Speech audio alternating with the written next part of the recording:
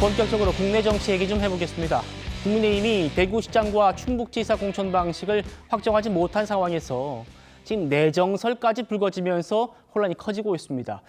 이 컷오프 대상으로 지목된 대구 지역 의원들이 대책회의도 마련하고 나섰는데 일각에서는 탈당 후 무소속 출마 시나리오까지 거론하고 있습니다. 바로 만나보시죠. 첫 번째는 대구광역시 후보 공천은 그동안 우리 당이 만들어온 민주적 경선의 전통을 존중하고 당원 당규에 정해진 원칙과 절차에 따라 결정되어야 한다. 두 번째는 대구 시민의 뜻이 반영되지 않은 인위적인 컷오프에는 분명히 반대한다. 마지막으로 우리는 중앙당 공천위원회와 대구시장 경선에 참여한 후보들도 우리의 뜻에 동의해 줄 것을 요청한다. 컷오프는 어떤 공천에서도 컷오프를 합니다. 컷오프를 하되 대구 시민의 뜻이 반영되지 않은 인위적인 컷오프는 그런 시민적 동의를 받기가 어렵습니다. 자, 지금 방금 보신 장면이 이제 대구 의원들이 이번 대책회의를 하고 나온 모습입니다.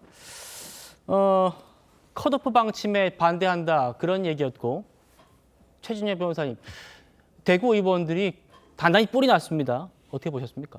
그렇습니다. 결국 선거의 공천의 목적은 당선인데 내부적으로 저렇게 컷오프가 되고 했을 때에 후유증이 너무 클 수 있다는 것 아니겠습니까? 실질적으로 지금 그 주호영 현 의원 국회 부의장 같은 경우에는 20대 총선 2016년에 본인이 이제 공천을 받지 못했을 경우에 이게 그 탈당을 한 다음에 흰옷 입고 다시 돌아왔는 그런 일이 있습니다. 그렇다 보니까 그만큼 육선을 하는 과정에서 대구에 탄탄한 지지세가 있고 특히 그 주호영 의원 같은 경우에는 불교계를 사실상 대표하는 이런 굉장히 큰 조직을 가지고 있는 이런 부분이다 보니까 이 상태 속에서 컷오프를 시켰을 때 올 수 있는 후폭풍 이런 부분을 걱정하지 않을 수 없는 것이죠. 네. 실제로 그러다 보니까 지금 그 이인선 의원이라든가 조금 전에 있었던 뭐 권영진 의원님 이런 분들이 지금 중앙당에 대해서 의견을 제시를 하고 있는데요.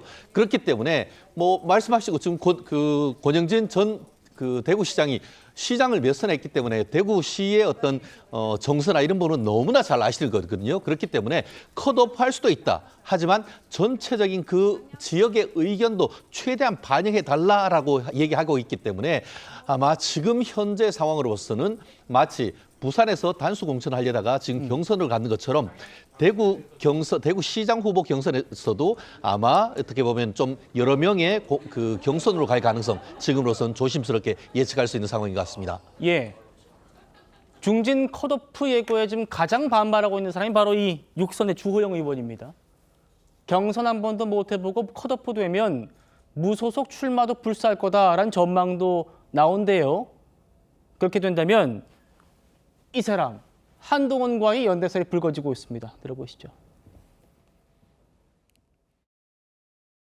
대구는 늘 언제나 정면 승부를 해왔습니다.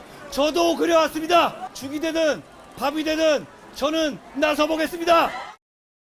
만약에 컷오프 되면 무소속 출마도 강행할 가능성이 꽤 있겠구나 직감적으로 그걸 느꼈어요. 근데 주호영 의원이 그 본선에 무소속으로 나가면 수성갑 자리가 비잖아요. 그럼 주호영 의원이 볼 때는 나하고 시너지 효과를 일으킬 수 있는 한동훈한테 출마 권유를 해갖고 당신하고 나하고 대구에서 무소속 연대로 바람을 한번 일으켜보자.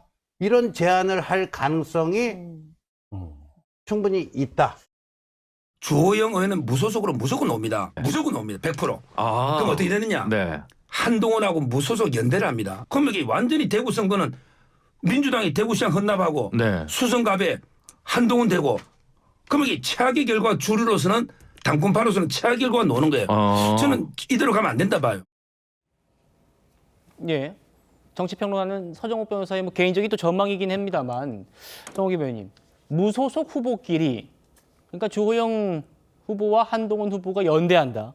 이른바 이제 주한연대설이라는 조어가 오늘부터 좀 퍼지기 시작하던데 아직까지는 가설입니다만 뭐 무소속 연대로 바람 한번 일으켜보자 가능성 있다고 보세요?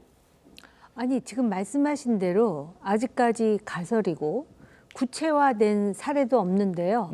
지금 당권파들 사이에서 또 다른 시나리오 얘기가 나오고 있습니다. 그게 뭐냐면 이진숙 전 방통위원장을 오히려 보궐선거의 주자로 띄우고 그 지역의 국회의원을 소위 대구시장 후보로 내세운다라는 또 다른 시나리오가 제기되고 있는 것입니다. 그래요. 그런데 이 내용을 보면은 이 공관위가 됐든 당권파가 됐든 한 가지 일관성 있는 원칙은 있는 것 같습니다. 그건 뭐냐면 한동훈 전 대표를 어떻게 해서든지 보궐선거에 나오지 못하도록 막겠다라는 오로지 그 원칙 때문에 지금 보면은 단수공천도 그렇고요. 또 경선도 그렇고요.